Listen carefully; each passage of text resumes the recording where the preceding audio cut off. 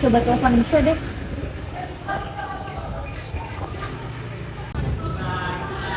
Halo Dish, Halo Al, kenapa? lo lagi di mana? Aku lagi di kampus. Kenapa? Gue mau cerita deh Dish. Cerita apa Al? Kamu aman kan? Gue gue aman sih, tapi gue lagi scroll sosmed. Tiba-tiba gue ngeliat postingan ini.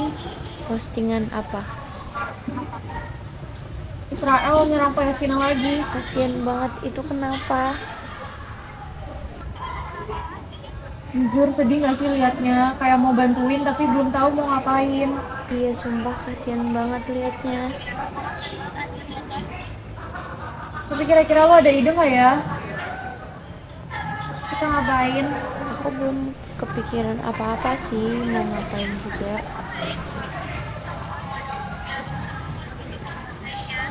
Gimana kalau kita posting feeds atau poster buat awareness ke orang-orang di Instagram? Emang kamu udah kepikiran posternya mau kayak gimana? Coba nanti kita brainstorming dulu ya. Iya boleh, gitu aja kali ya. Sumpah kasian banget. Oke.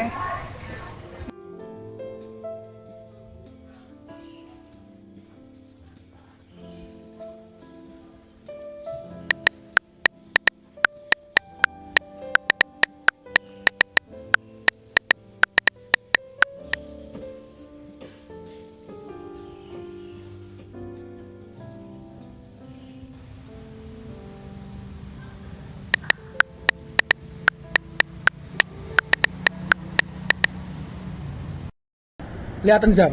Kayaknya mau tak komen gini ya. Hmm, Komenan itu apa SG-nya Alia. oke. Samain FOMO itu bilang. FOMO gitu ya. FOMO. Apa yang dilakukan Alia adalah contoh dari aksi gerakan perdamaian. Mengacu pada pemikiran Gene Sharp, hal ini dapat diklasifikasikan sebagai aksi nir kekerasan di mana dalam kategori protes dan juga persuasi yang bertujuan untuk mempengaruhi pendapat publik melalui ajakan moral. Namun, respon yang didapatkan justru mengesampingkan substansi dan menyerang individu. Mencerminkan kekerasan verbal yang prinsipnya berkebalikan dengan kekerasan itu sendiri, di mana menolak kekerasan dalam bentuk apapun, tindakan maupun ucapan. Guys, lihat deh. Kasian banget gak sih Israel nge-attack rumah sakit di Gaza. Bayangin loh orang-orang yang di sana. Sumpah itu masih yang Palestina yang kamu bilang tadi pagi ya? Iya, yang aku ceritain tadi, yang aku sedih banget. Sedih banget Ya sejujurnya. Allah, kasihan banget. Terus gimana ya? Kita harus gimana ya? Sumpah belum kepikiran mau ngapain lagi. Loh, Kenapa nah kok? Tadi kan aku ngepost Iya. postingan Palestine di Instagramku. Terus tiba-tiba ada yang komen kayak gini. Itu siapa? Husni. Iya, teman kita. Demi apa sih? Gila ya. Kenapa ya? Kok dia kayak gini? Jahat banget omongannya. Jahat banget sih. Balas dulu ah.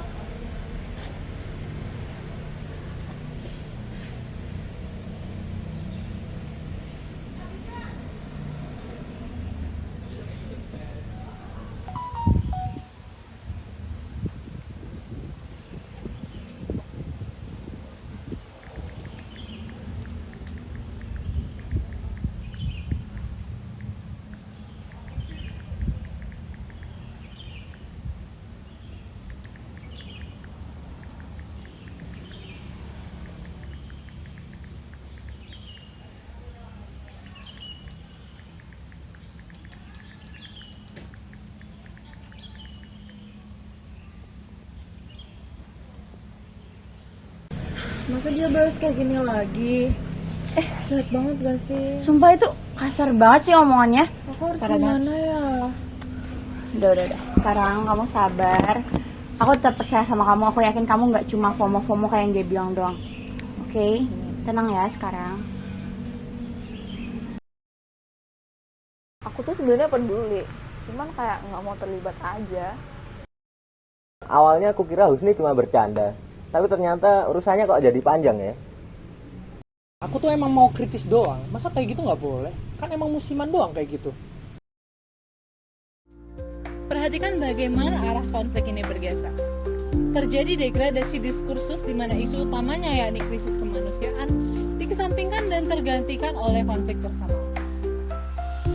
Ini menunjukkan kekerasan verbal memunculkan silencing effect, di mana efeknya niat baik untuk berpartisipasi dalam isu global dapat terhentikan oleh perundungan. Orang lain seperti Hasna yang bersimpati menjadi ragu untuk menyuarakan suaranya. Div, aku masih kepikiran sama yang tadi deh. Doa yang kayak tadi tuh nggak usah dipikirin, nggak ada gunanya tahu. Harus gimana ya? Udah, sekarang kamu nggak perlu mikirin hal itu, nggak perlu dijadiin bahan pikiran. Nanti kamu sakit sendiri mikirin yang kayak gitu, Al. Gini, daripada kamu mikirin mereka, mending kamu mikirin itu korbannya deh. Kayak kita perlu nggak sih buat bantu mereka? Perlu sih. Gimana kalau misalkan kita bikin proyek kemanusiaan kayak contohnya donasi?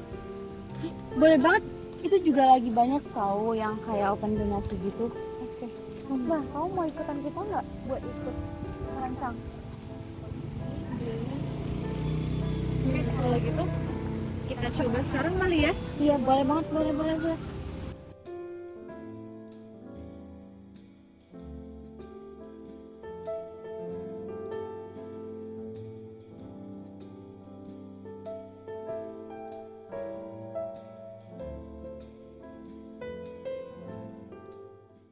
Bus, lihat deh. Si Al kayaknya mau bikin acara donasi beneran deh kampus. Bukan FOMO doang itu. Alah, itu FOMO tok. FOMO. Ini adalah momen kunci di mana kita bisa melihat mereka tidak lagi terjebak dalam konfrontasi dan mulai fokus kepada peace building. Teori peace building menekankan bahwa kondisi perdamaian sejati bukanlah kondisi tanpa adanya konflik, tetapi juga kondisi di mana adanya struktur yang membangun hubungan positif antara kelompok. Penggalangan dana adalah upaya untuk membangun struktur positif tersebut sekecil apapun skalanya.